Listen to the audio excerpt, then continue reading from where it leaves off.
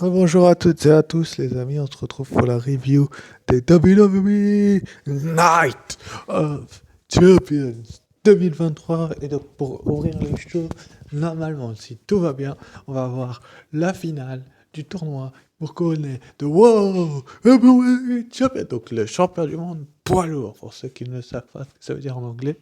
Donc Seth freaking Rollins face à AJ Styles. Bon, ça, c'est du match. Je vais pas vous mentir, ça, c'est du match. Est-ce que Seth Rollins a ce qu'il faut pour remporter le titre? La réponse est oui. Elle est simple, elle est claire, elle est nette, c'est oui. Mais est-ce que Seth Rollins peut perdre? Comment vous expliquer que Seth Rollins tourne des films ces derniers temps, ces dernières semaines, et qu'il lui va pour le match du côté de Jeddah, mais que après, apparemment, d'après les rumeurs qui ont été dévoilées, bah, Seth Rollins peut peut-être être mis en avant. Donc, est-ce que Seth Rollins va être mis en avant et donc repartir avec le titre et partir tourner ses films? Je serais assez surpris que la WWE choisisse Seth Rollins comme premier champion du monde poids lourd après Edge, qui avait laissé le titre vacant, alors qu'il est en tournée. Enfin bref, pour moi, AJ Styles va remporter le titre. Ensuite, après, donc, on a le match pour le titre intercontinental. Donc, Gunther qui remet son titre en jeu contre le Syrien d'origine Mustafa Ali. Est-ce que Mustafa Ali a ce qu'il faut pour battre The Ring General? Le général du ring, pour la prononciation en français, je ne pense pas. Je pense sincèrement que Gunther est plus qu'armé à... Comment je peux vous expliquer ça? À repartir avec la victoire et garder son titre, étant donné que Mustafa Ali est un catcheur d'origine syrienne et qu'il est en Arabie Saoudite. Malgré cela, il a quand même remporté la bataille royale, mais Gunther. Et il a un règne assez historique qui devrait encore durer pendant un certain temps, d'après ce que les rumeurs, donc je le vois garder son titre. Après, je peux toujours me tromper, mais ça serait un choc énorme s'il perdait. Enfin bref. Ensuite, après, donc on a le troisième combat. Pour moi, enfin, je les pronostique dans cet ordre-là. Le match pour le titre féminin de SmackDown, donc Rhea Ripley, qui est désormais du côté de Raw, donc le titre féminin de SmackDown est du côté de Raw, et celui de Raw du côté de SmackDown, c'est pas du tout logique, mais bon, c'est la WWE. En tout cas, Rhea Ripley qui va affronter donc euh, la Queen of Heart, Natalia, qui a elle aussi été draftée du côté de Raw. Mais bon, il n'y a pas d'histoire de titre là, mais enfin, il n'y a pas d'histoire de titre à échanger. Mais bon, Natalia est la seconde aspirante numéro 1 de Rhea Ripley depuis qu'elle est devenue championne de SmackDown du côté de WrestleMania en battant la Queen Charlotte Flair dans un match titanesque. Après Zelina Vega, est-ce que Natalia a ce qu'il faut pour détrôner Mamie Rhea Ripley? J'en pense que la réponse elle est simple, elle est claire, elle est nette. Non. Natalia n'a pas ce qu'il faut pour battre Rhea Ripley. Rhea Ripley est au sommet de son art ces derniers temps. Je vous le dis, je vous le répète, elle est l'une des meilleures lutteuses, si ce n'est la meilleure, ces derniers temps. Mais peut-être que Rhea Ripley peut aussi être mise à l'échec. Enfin, on verra bien. Mais je pense que Rhea Ripley va conserver son. Ensuite, après, donc, un nouveau match féminin, Becky Lynch, Trish Stratus. Trish Stratus s'est énormément moqué de la fille de Becky Lynch, je vous l'ai dit.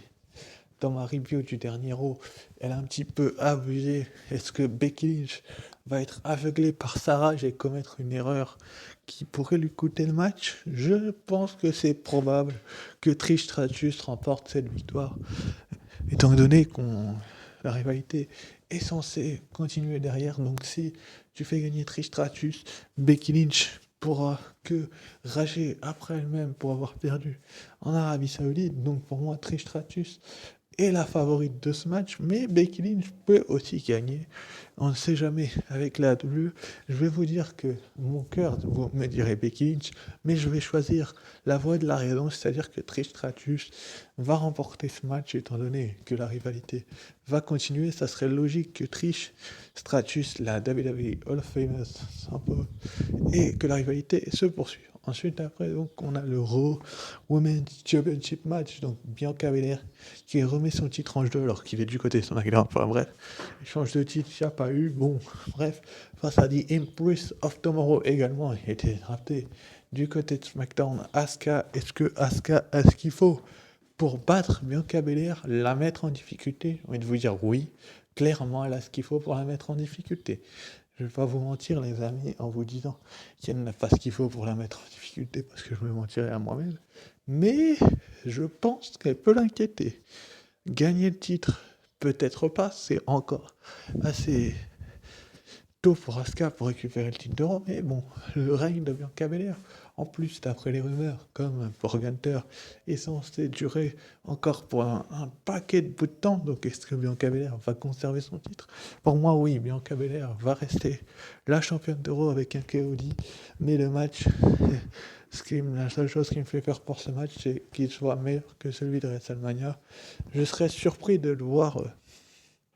Comment je peux vous expliquer ça? Moins bon que celui de WrestleMania, mais bon, s'il est meilleur, ça serait la meilleure solution. Enfin, bref, on passe à l'avant-dernier combat annoncé sur la carte de American Nightmare. Cody Rhodes qui va se battre avec le bras cassé. Vous m'avez bien entendu, le bras cassé. Et oui, Cody Rhodes face à The Beast Incarnate, celui qui lui a pété le bras lors du dernier Raw, Brock Lesnar. Donc, est-ce que Brock Lesnar peut battre Cody Rhodes? Pas déjà Cody Rhodes à 100% du côté de Backlash a eu énormément de mal à se défaire de Brock Lesnar, mais là à 80, entre 70 et 80%, voire 60, face à un Brock Lesnar enragé, je ne vois pas trop comment il pourrait s'en sortir, Cody Rhodes. Il n'y a pas moyen qu'il s'en sorte. Je ne vois pas pourquoi il pourrait ou il devrait s'en sortir. Donc, la seule solution, elle est simple, elle est claire, elle est nette. La victoire, elle va revenir à Brock Lesnar, comme dirait Paul Heyman, parce que Brock Lesnar a vraiment besoin de ce titre, de cette victoire, pardon, et puis pour rester sur le titre de AJ Styles, qui est censé, le champion du monde est censé rester à Raw. Enfin, dans le main event of the evening, donc, Jedi prêt, Jedi chaud, Jedi brouillant, après un Lesnar Rhodes, on a le droit à Kevin Owens et Sami Zayn qui remettent leur titre par équipe contre le champion Undisputed WWE et Universal, Roman Reigns et son frère d'armes, son partenaire, Solo Sikoa. Est-ce que Solo Sikoa peut battre Kevin Owens et Sami Zayn? Oui, on a déjà eu la réponse à cette question, oui, clairement. Roman Reigns peut-il les battre? Oui, on a déjà eu la réponse à cette question, clairement. Il a battu les deux. Mais est-ce que Kevin Owens et Sami Zayn, c'est le bon moment de leur retirer les titres 2 mois après leur avoir fait gagner? S'il y a bien une hésitation là-dessus, c'est bien sur ce match-là. Parce que si on enlève les titres à Kevin Owens et à Sami Zayn, qu'est-ce qu'on fait derrière? On les laisse poireauter comme des vieilles chaussettes, ou on va les construire petit à petit pour être crédible, pour à nouveau affronter Roman Reigns pour les titres Undisputed? Ça, faudrait être là pour le savoir du côté de Jeddah, mais bon, allez, je vous dirais que mon cœur irait du côté de Kevin Owens et de Sami Zayn, et en plus Kevin Owens est mon catcheur préféré, mais Roman Reigns, sincèrement, dès qu'il est dans un match, il est inarrêtable. Je vois pas trop comment il pourrait échouer, louper une chance au titre par équipe. Mais bon, les Usos ont échoué, alors que personne ne s'y attendait vraiment. Mais bon, allez, je pronostique une victoire de The Eight of the is your winner. And new undisputed WWE Tag Team Champions, the team of the Enforcer, Solo Sikoa, and the WWE Undisputed Universal Champion, the head of the table, Roman Reigns. Et oui, pour moi, Reigns et Sikoa vont repartir champions par équipe. Et ça pourrait être un match intéressant. Reigns et Sikoa qui se foutent de la gueule littéralement des Usos pendant des mois.